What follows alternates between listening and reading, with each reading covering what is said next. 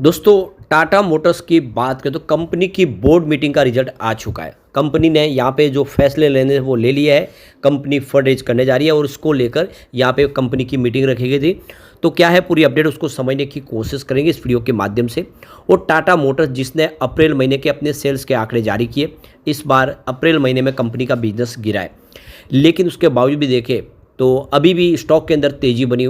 इससे एक बात तो समझ में आ रही है कि गिरते बाजार में ये जो स्टॉक तेज हुआ है, इसका मतलब यह है कि टाटा पावर पे ऊपर पूरा भरोसा है लोगों को। और टाटा पावर आने वाले समय वैसे भी अपने बिजनेस को दो हिस्सों में डिवाइड करने जा रहा है और साथ में कंपनी डिविडेंड भी देने जा रही है और इसी वजह से यहाँ पे निवेश बना हुआ है, लोग यहाँ से बिकवाली नहीं करें। तो क्या है आगे की रणनीति टाटा मोटर्स की, उसको समझने की कोशिश करेंगे और मार्केट एक्सपर्ट का क्या कहना है टाटा मोटर्स को लेकर वो भी जानेंगे इस वीडियो के माध्यम से। लेकिन फ्रेंड्स उससे पहले अगर आप पहली बार हमारे चैनल पे आए तो चैनल को सब्सक्राइब कर दीजिए, एक बेल आइकॉन दबा दीजिए ताकि जब भी नया वीडियो बने पहला नोटिफिकेशन आपको मिले। वीडियो पसंद आए तो लाइक से जरूर कीजिए। चलो फ्रेंड्स वीडियो स्टार्ट करते हैं। मैं हूँ आपका दोस्त एसपी दवे और हमारे अपने चैनल ऑनलाइन कमाई में आपका बहुत बहुत स्वागत है। तो सबसे पहले टाटा मोटर्स के कारोबार की बात कर ले तो 652 पर आज क्लोजिंग थी, 1.20% की तेज़ी देखने को मिली। तो आप देख सकते हो कि बाज़ार में गिरावट का माहौल हुआ, बाज़ार ऊपर के लेवल से नीचे आए। सेंसेक्स एक समय आप देख सकते हो कि 81,200 तक पहुंच गया था, लेकिन क्लोजिंग 80,500 के आसपास हुई है, यानी ऊपर के लेवल से 700 पॉइंट नीचे आए। लेकिन अच्छी बात यह है कि काफ़ी समय के बाद बाज़ार में हमने फिर से 81,000 का स्तर देखा है और इसके पीछे सबसे बड़ा जो योगदान है वो FIDI का। दोनों ही बाज़ार में खरीदार है जिससे माहौल बदल चुका है और लग रहा है कि बाज़ार अपनी जो ऑल टाइम है 86,000 की उसको भी पार कर सकता है। तो एक अच्छी संभावना बनी हुई है। अब इसके बीच में जो बड़ी अपडेट निकल के आ रही है तो यहाँ पे देख सकते हो कि कंपनी की बोर्ड मीटिंग जो आज हुई है और इस बोर्ड मीटिंग का मकसद था 500 करोड़ के NCDS जारी करना। तो ये देख सकते हो कि 2 मई 2025 को 6:15 पर आज बोर्ड मीटिंग शुरू हुई थी और ये 6:30 पे ख़त्म हुई, यानी 15 मिनट की ये बोर्ड मीटिंग थी। तो यहाँ पे जो फैसला लिया गया है कंपनी की तरफ से, यहाँ पे rated listed unsecured fix coupon redeemable जो नॉन कन्वर्टेबल डिबेंचर बॉन्ड्स है यानी NCDS जारी किए जा रहे और ये इशू किए जा रहे private placement basis of eligible investor, यानी जो प्राइवेट प्लेसमेंट में जो एलिजिबल इन्वेस्टर होंगे उनको ये जारी किए जा रहे। तो यहाँ पे करीब 50,000 यहाँ पे NCDS जारी किए रहे जिसकी फेस वैल्यू 1 लाख रुपीज़ है और इस हिसाब से 500 करोड़ रुपीज़ की फंड रेज की जाएगी 2 ट्रेंच में। तो 7.08% का यहाँ पे टाटा मोटर्स का जो आप देखें तो ये ट्रेंच होगा NCDS के माध्यम से और एक 7.08% का दूसरा देख सकते हो ये ट्रेंच के माध्यम से फंड रेज किया जाएगा। और ये देख सकते हो कि 50,000 का NCDS जारी करके जिसकी फेस वैल्यू 1 लाख रुपीज़ है, 500 करोड़ के यहाँ पे फंड तैयार किया जाएगा। तो यहाँ पे 2 किस्तों में जिसमें 30,000 NCDS जारी किए जाएंगे जिसकी फेस वैल्यू 1 लाख रुपीज़ है और दूसरे 20,000 NCDS जारी होंगे जिसकी फेस वैल्यू 1 लाख। इस मिला के दोनों ये 50,000 के NCDS जारी किए जाएंगे।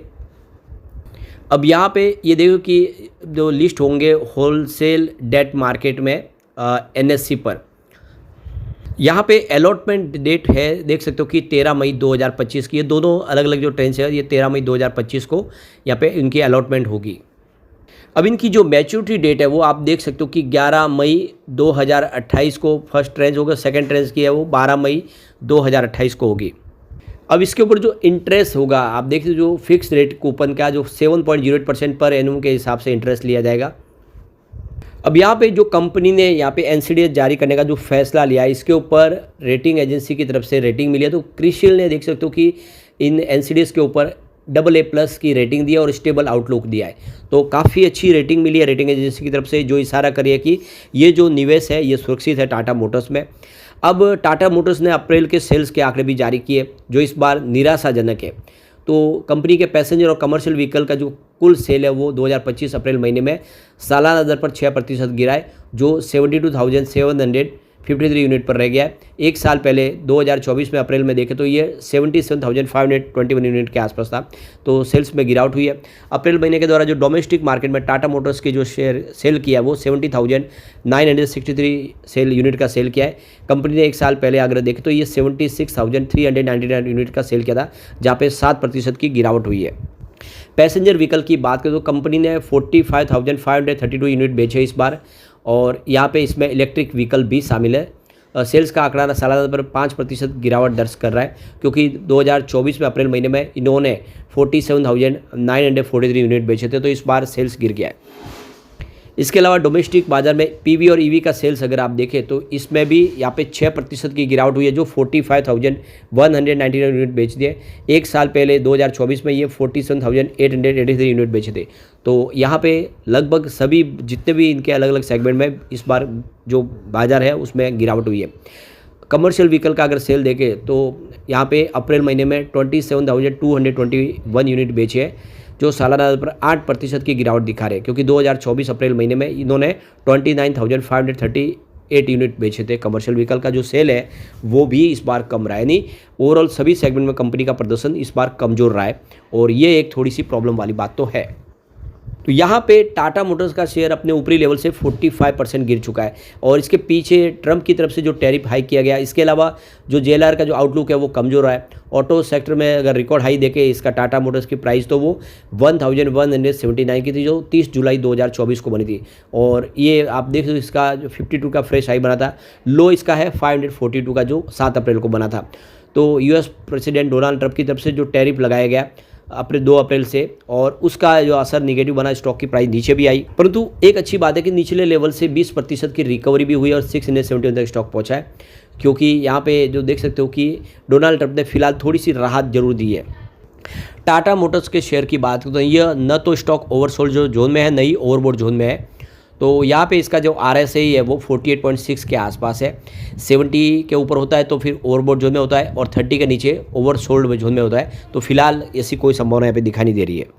तो देख सकते हो कि भले ही कंपनी का सेल्स गिरा हो, लेकिन अभी भी अगर आप देखेंगे तो इंडिया के अंदर EV सेगमेंट में टाटा मोटर्स सबसे बड़ी कंपनी है, इसका मार्केट शेयर सबसे ज़्यादा है, और आने वाले समय हो सकता है कि कंपनी फिर से एक एग्रेसिव रणनीति बना के अपने मार्केट शेयर जो कम हुआ उसको बढ़ाए। और सबसे जो अच्छी बात है कि टाटा मोटर्स की रेटिंग के मामले में बहुत अच्छी है। सेफ्टी रेटिंग में 5 स्टार की रेटिंग इनके व्हीकल को मिलती है, और आप देख सकते हो कंपनी आने वाले समय और बहुत सारे नए व्हीकल भी लॉन्च करने जा रही है। तो भले इस समय आप देखें थोड़ी सी स्थिति दबाव की बनी हुई हो, लेकिन आने वाले समय में संभावना फिर से पॉजिटिव बनेगी और स्टॉक बेहतर करता हुआ दिखाई देगा। और वैसे भी कंपनी ने डिविडेंड देने का भी ऐलान कर दिया है, यानी इस समय जो शेयर होल्डर है वो अगर टाटा मोटर्स के शेयर खरीदते तो उनको डिविडेंड का फ़ायदा भी मिलेगा। तो कंपनी आप देखो कि फंड रेज कर रही है, क्योंकि बिजनेस को आगे बढ़ाना है। तो ऐसे में ये सारी बातें साबित करी है कि टाटा मोटर्स आने वाले समय बहुत बेहतर कर सकता है, और यहाँ पे काफ़ी सारी संभावना है। सबसे बड़ी बात है कि यह पी रेशो के मामले में दूसरी कंपनियों की तुलना में बहुत सस्ता स्टॉक है, और इसीलिए आने वाले समय जैसे US के डोनाल्ड ट्रंप की तरफ से कुछ राहत मिलता है, स्टॉक बहुत बेहतर कर सकता है। लेकिन फ्रेंड्स, कोई भी इन्वेस्टमेंट करने से पहले अपने फाइनेंशियल एडवाइजर से एडवाइस ले ले, या अपना खुद का रिसर्च करें, क्योंकि मैंने वीडियो आपके एजुकेशनल पर्पज़ के लिए ही बनाया। वीडियो पसंद आए तो लाइक से जरूर कीजिए और चैनल को सब्सक्राइब कर दीजिए। Thank you friends.